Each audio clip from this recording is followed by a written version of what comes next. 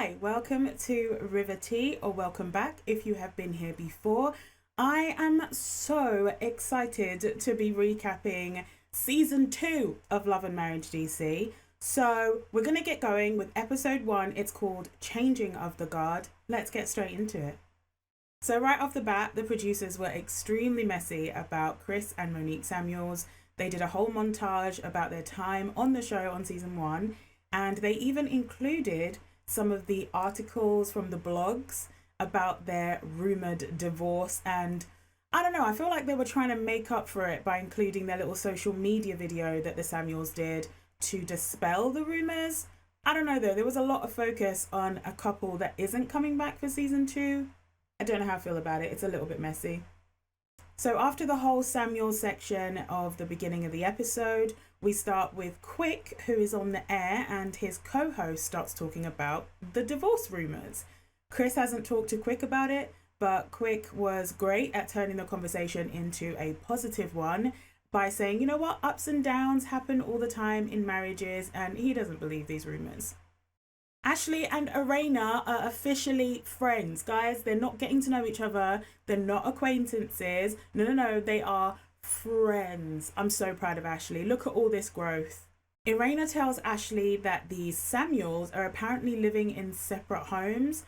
I know Ashley does this little bit in the confessional where she's like, look, they have this huge home in, Maryland, and they could just stay in separate wings like, other couples that aren't really getting on, but instead they decided to be in separate parts of Maryland. That's a bit wild, right? No wonder the rumors were going around if that's true. I don't know any of this, to be honest. I just know the rumors that were out about them potentially getting divorced.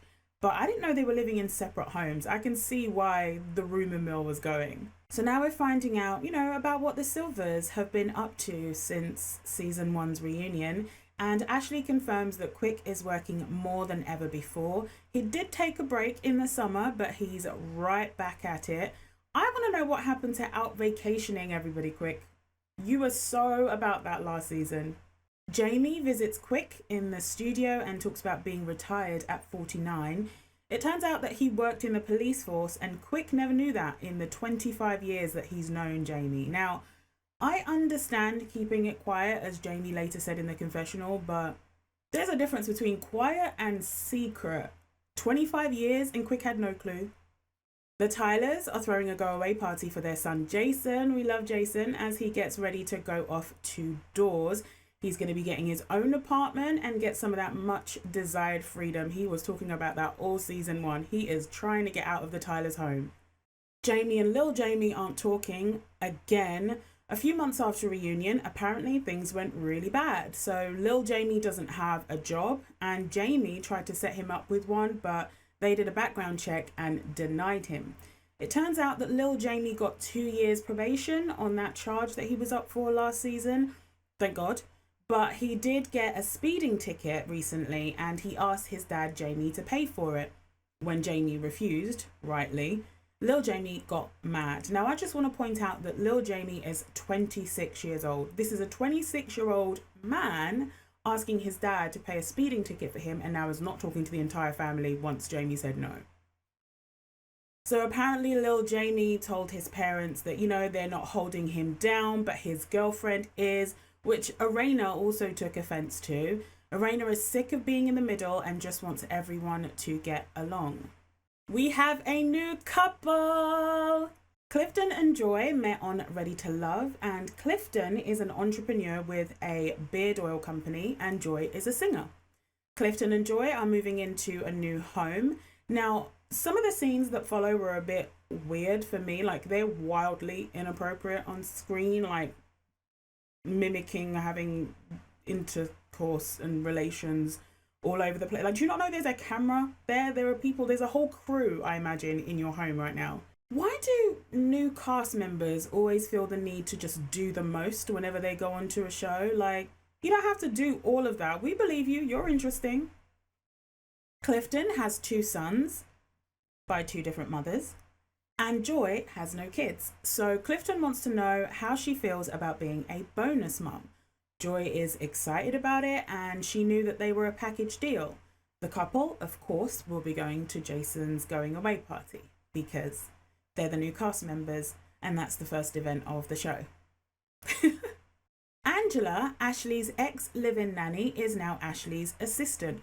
Quick pause here. That's how I know Ashley is a real one, because a real one and a smart one keeps good people employed. If they were doing something else and there's another position that comes up, that old position doesn't need to be filled anymore, go ahead and rehire them, recast them in your life, because yes, I love that. Keep the money in with good people that you trust. Great move by Ashley. Quick is excited that Angela is back and can help Ashley out, especially with emotional stuff when he's not around, which is most of the time. Now, Quick, emotional stuff?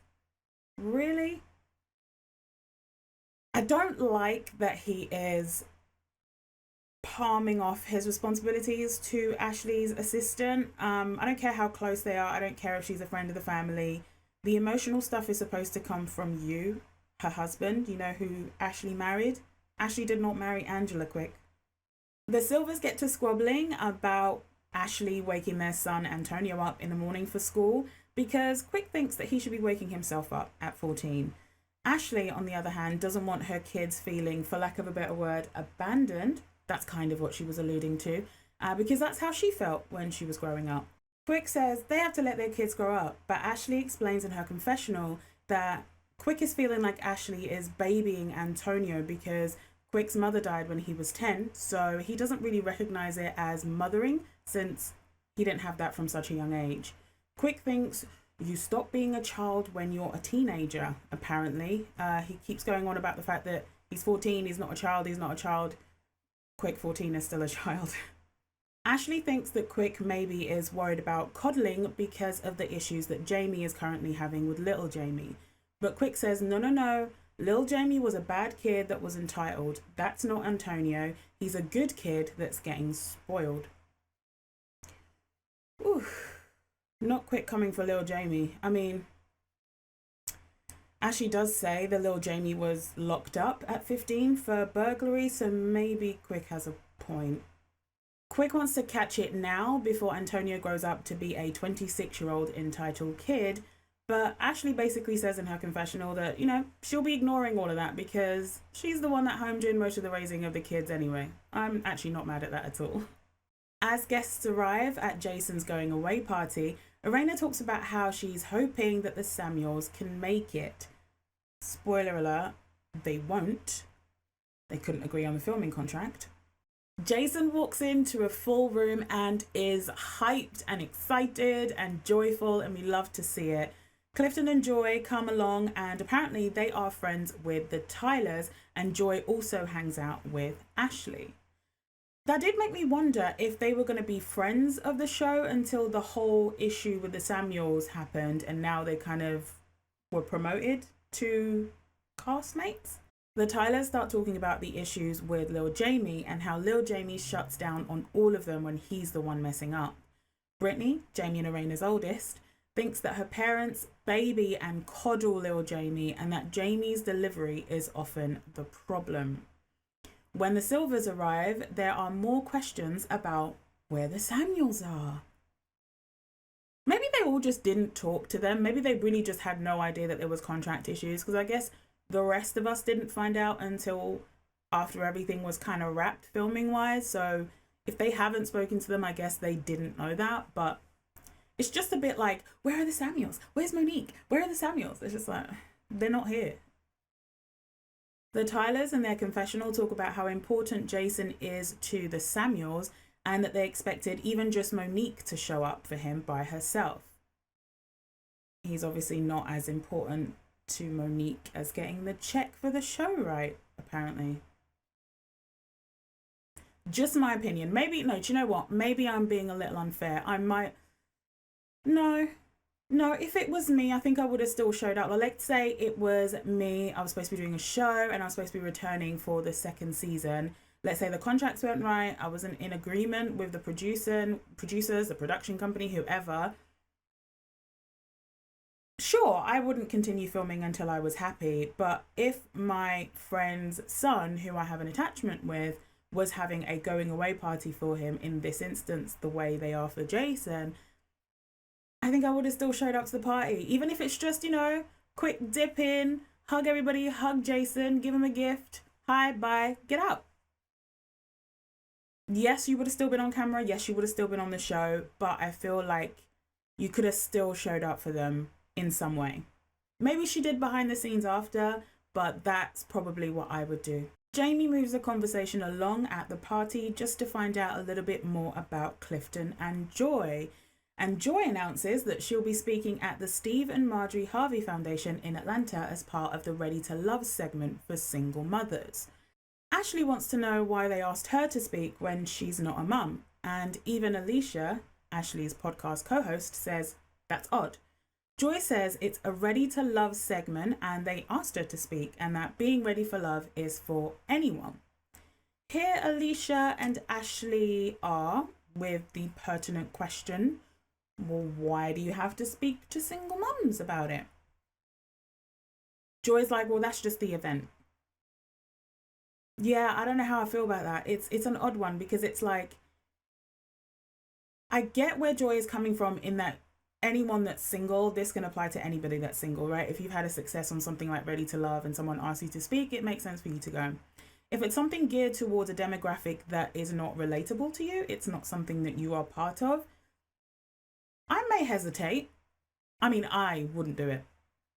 But hesitating is reasonable, right? Not all of a sudden getting upset by being asked questions that I think are perfectly fair. Alicia goes on to say that there's a different layer that comes with being a single mum and trying to find love, and that relatability is lacking with Joi. That's completely fair to me. Ashley adds that she would never feel comfortable speaking to single mums, specifically because she's not one herself. Erana doesn't understand why this is an issue, and Clifton interrupts to say Joi is going to do great. Joi then goes on to say in their confessional that she feels like this moment of sisterhood went out of the window because the ladies were discounting her. Hold on. Can people not ask questions now? Why is this whole congratulate without the hate? Like, why is that a thing? Questions are hate now? Just regular conversations are hate? What, is everyone supposed to be like, woo, yeah, woo? No follow-up questions about anything ever? I don't think anything that Ashley and Alicia said was that bad, but I would love to get your thoughts. Please let me know down in the comments. Just as Ashley starts to announce a party that she'll be hosting soon, Lil Jamie walks into the party. Jamie decides to leave the tough discussion until later so that they can continue to celebrate Jason. Jamie starts to cry as Erana gives a speech about how Jason will be gone for 9 months. Erana wants her prayer warriors, her friends, and everybody to pray for Jason over his journey as she starts to tear up as well.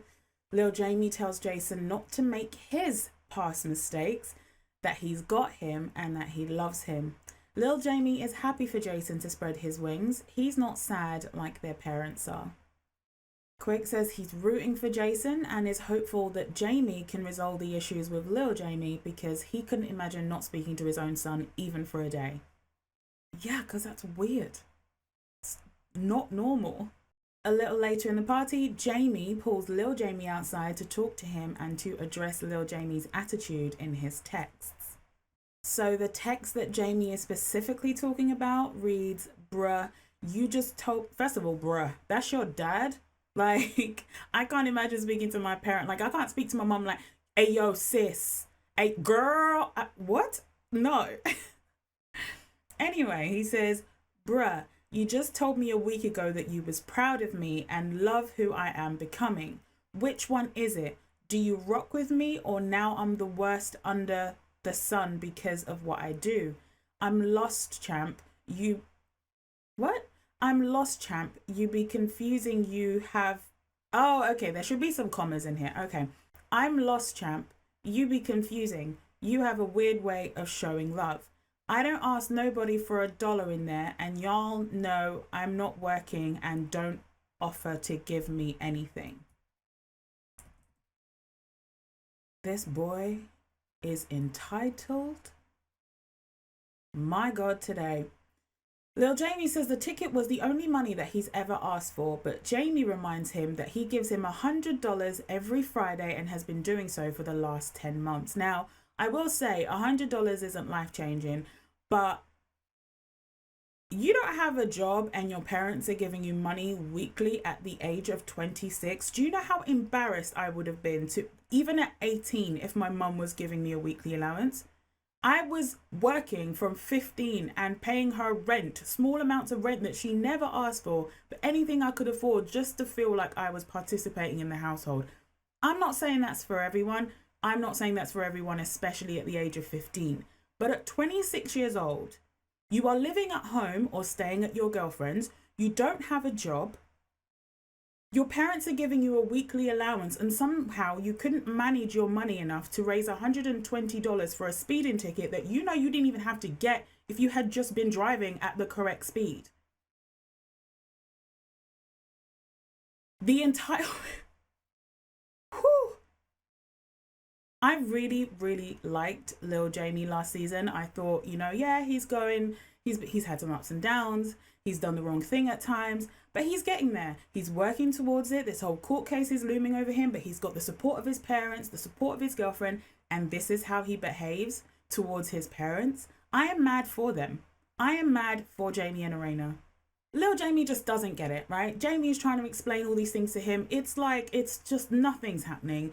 He goes, well, I could have gone to grandma or granny, he calls her granny. I could have gone to granny because she gives me money without me even asking. What? So now you're going to a pensioner, likely, for those of you watching in America. We call them old age pensioners, like, retired people, older people who are on a pension. I don't know what the word is for American slang, but old. So you're going to an old person. Yes, they're related to you, but you're going to them for money at 26. You know they're just going to give you money, and you're already getting money from your dad and living rent-free. No, come on. No, come on. You got to cut this boy off. This boy has to be cut off. This is crazy. I call him boy at 26 because guess what he's acting like? A boy. Anyway, Lil Jamie has continued to argue the point, and he even uses crazy slang in person. It's not just in the text. He even calls his dad fool. I'm just imagining speaking to my mom like that. It could never be me. It could never be me. And truly, truly, I'm surprised that Jamie didn't lose his mind in that moment. Because Lil Jamie is just acting a fool right now. He's the fool, first of all, and is clearly missing the point with the whole girlfriend thing. Talks about his girlfriend's down. She makes sure that he's fed every day. You're 26. You should be making sure that you're fed every day. Whatever. He even looks like he's about to start crying as he's talking about, oh, I'm just trying to enjoy my little brother's party. Fine, maybe that wasn't the right setting for Jamie to bring this up, but this whole thing is so ridiculous. That boy is so ridiculously entitled, it is insane. Apparently Jamie's been trying to get him a security job. It's a bit worrying that he could be able to work in security and the background check that he failed before wouldn't affect that. Let's ignore that. Jamie is trying to get him a security job, but Lil Jamie doesn't want to do that. Oh, so we have options now. So what's the other option? What's the other option? Because I'm only turning down jobs when I have options. In my lifetime, I have done jobs I did not want to do. I have commuted to places I did not want to be at. I have done work at home remotely that I did not want to do. But guess what? You see having a roof over your head? You see having the lights on, having heating, having water come out the taps? Being able to do things, run a car,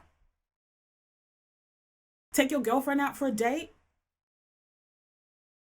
buy your little brother a gift for his going away party. I noticed he came empty-handed.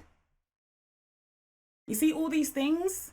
You have to do things sometimes that you do not enjoy in order to have them, okay? Don't blame your dad. Don't blame me. It's the capitalistic society that we live in, but you have to do something. And here is your dad saying to you, hey, I can hook you up with a security job. Just until you get on your feet, just until you can find something, just until your record clears up. I'm sure after a certain period of years, it clears up. I don't know how that works. I'm not gonna lie to you. I only know how it works in the UK. Do something with your life at 26 years old so that you are not financially dependent on $100 every Friday from your father. and whatever you can get out of your grandmother. But apparently we have choices now. We just don't have to do that. We can just be a bum. That's my opinion. That's nothing that anyone else said. I don't know, Lil Jamie. I'm just frustrated and just putting my opinion out there. Everything that is said on this channel, as I've said before, is alleged. Allegedly. My opinion. Look, I'm proud of Jamie in this moment because Jamie's supposed to be a hothead. He's supposed to have this temper, but he held it in pretty well as Lil Jamie was going off and then walked away from him.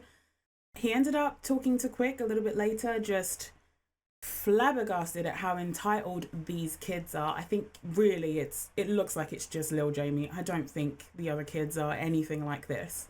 While he's in the middle of the conversation with Quick at the party, producers are running around, cameramen are running around, and one of the producers comes and grabs Jamie because Lil Jamie is apparently crying on the floor in the hallway, and it looks like it's about to kick off between Jamie and Lil Jamie as Jamie comes out, and then they end the episode just to stress us out and make us want more. It worked. So, ratings. I gave this one an 8 out of 10. It was a very good start to the season. There's a bit more that I would have liked out of it, which is why I only gave it an 8, but I think 8's a solid number. 8's a good number. A very good start to the season, like I said, especially with that little coming up edit at the end. Looks like there is some drama, some juicy things are about to happen this season. So I'm excited. I'm looking forward to it. It looks like a lot of people who are very good friends right now aren't about to be good friends. Erana and Ashley. So there's a lot going on and I want to watch this season. I'm very excited by it. 8 out of 10 for this episode. There was a lot of talk about the Samuels not being there. It was expected, I guess. The Silvas are busier than ever, and it looks like the season will be about them trying to navigate both of their schedules and their different parenting styles to their teenage son, Antonio. We were introduced to a new couple, Clifton and Joi. Joy's giving a mini winter. The Tylers are of course struggling with Lil Jamie, who is incredibly entitled and in my opinion is determined to go nowhere in life. Jason's going away party was otherwise a success, and that gift that the Tylers got him, the raised art piece, beautiful touch. So 8 out of 10. I want to know what you thought of this episode. Please let me know your ratings, your opinions in the comments. There's going to be a 5-second end card at the end of this video where you can click on the playlist to watch my recaps of season 1. You know, we got a bit of time before episode 2 comes along, so feel free to watch through those. Leave me a little like. Please share this if you liked it and subscribe and all that good stuff. And I will see you next week. Bye.